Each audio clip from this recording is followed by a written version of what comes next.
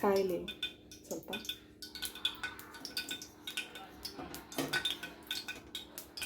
ಒಂದು ಅರ್ಧ ಈರುಳ್ಳಿ ಫ್ರೈ ಮಾಡ್ಕೊಳ್ಳಿ.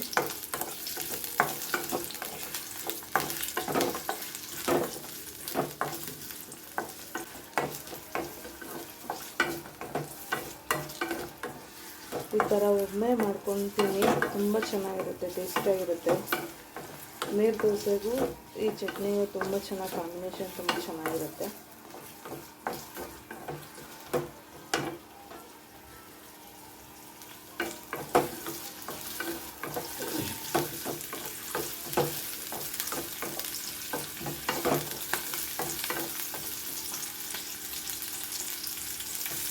ಒಂದು ಅರ್ಧ ಈರುಳ್ಳಿ ಸಾಕು, ಫ್ರೈ ಆಗ್ತಾಯಿದೆ. ಒಂದು ಚಿಕ್ಕ ಟೊಮಾಟೊ ಹಣ್ಣು,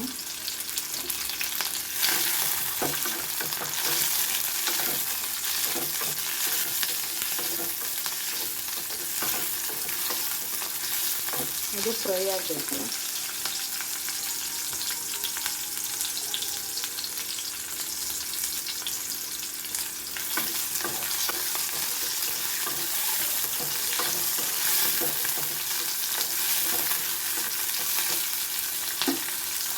ಟೊಮೆಟೊ ಫ್ರೈ ಆಗಿದೆ. ಹಸಿಮೆಣಸಿನಕಾಯಿ ಅದು ಸಿಡಿಯುತ್ತೆ, ಅದಕ್ಕೆ ಕಟ್ ಮಾಡಬೇಕು. ಹಸಿಮೆಣಸಿನಕಾಯಿ ಫ್ರೈ ಆಗಲಿ.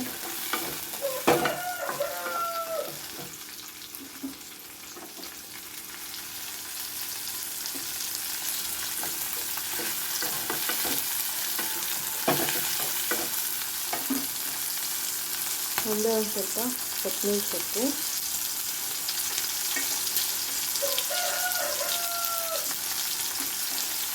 ಒಂದು 5 ರಿಂದ 6 ಬೆಳ್ಳುಳ್ಳಿ,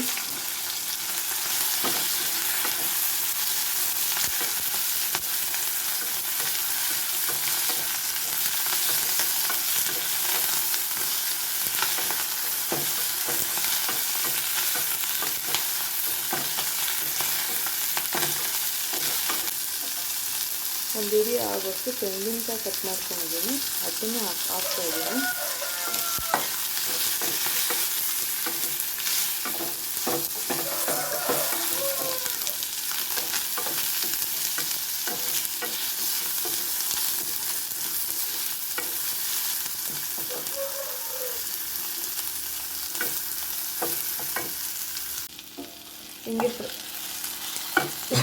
ಹಿಂಗೆ ಫ್ರೈ ಮಾಡೋದ್ರಿಂದ ಬೇಗ ಹಾಳಾಗಲ್ಲ, ಚೆನ್ನಾಗಿರುತ್ತೆ ಚಟ್ನಿ. ಸಾಯಂಕಾಲವರೆಗೂ ಹೀಗೆ ಇರುತ್ತೆ.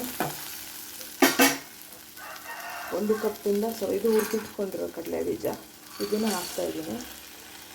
ಹುರ್ಕೊಂಡಿದ್ದೀನಿ ಆಲ್ರೆಡಿ, ಮತ್ತೆ ಜಾಸ್ತಿ ಹೊತ್ತು ಫ್ರೈ ಮಾಡೋ ಅವಶ್ಯಕತೆ ಇರಲ್ಲ. ಇಷ್ಟೇ. ಹಾಗೆ ನಿಮ್ಮ ಮನೇಲಿ ಮಕ್ಕಳು ಕರ್ಬೇವಿನ ಸೊಪ್ಪನ್ನ ತಿನ್ನೋದೇ ಇಲ್ಲ, ಎತ್ತಿಕ್ಕೆ ಬಿಡ್ತಾರೆ. ನಾವೇ ಆದರೂ ಸರಿ, ನಾವು ತಿನ್ನಲ್ಲ. ಹಂಗಾಗಿ ಚಟ್ನಿಗೆ ಹಾಕ್ಬಿಟ್ರೆ, ರುಬ್ಬಿಟ್ರೆ ತಿಂತಾರೆ, ಚೆನ್ನಾಗಿರುತ್ತೆ ಟೇಸ್ಟು. ಅಷ್ಟೇ, ಒಮ್ಮೆ ಟ್ರೈ ಮಾಡಿ, ತುಂಬ ಚೆನ್ನಾಗಿರುತ್ತೆ. ಇದನ್ನ ರುಬ್ಕೊಳ್ಳೋಣ. ಚಟ್ನಿ ರುಬ್ಬಿದ್ದೀನಿ, ಇದಕ್ಕೆ ಒಗ್ಗರಣೆ ಹಾಕ್ಕೊಳ್ಳೋಣ. ಒಂದೇ ಒಂದು ಸ್ವಲ್ಪ ಎಣ್ಣೆ ಸಾಕು. ಒಂದು 4 ಕಾಳು ಸಾಸಿವೆ,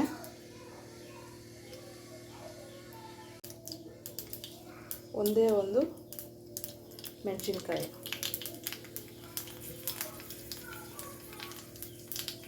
ಆಮೇಲೆ ಕರ್ಬೇವಿನ ಸೊಪ್ಪು ಹಾಕೋಣ. ಒಂದೇ ಒಂಚೂರು ಹಿಂಗು, ಅಷ್ಟೇ. ಒಮ್ಮೆ ಟ್ರೈ ಮಾಡಿ, ತುಂಬ ಚೆನ್ನಾಗಿ ಬರುತ್ತೆ, ತುಂಬ ರುಚಿಯಾಗಿರುತ್ತೆ, ಟೇಸ್ಟಿಯಾಗಿರುತ್ತೆ. ಇನ್ನೂ ಒಂದು ಸಲ ಮಾಡ್ಕೊಂಡು ತಿಂತೀರಾ ಚಟ್ನಿ.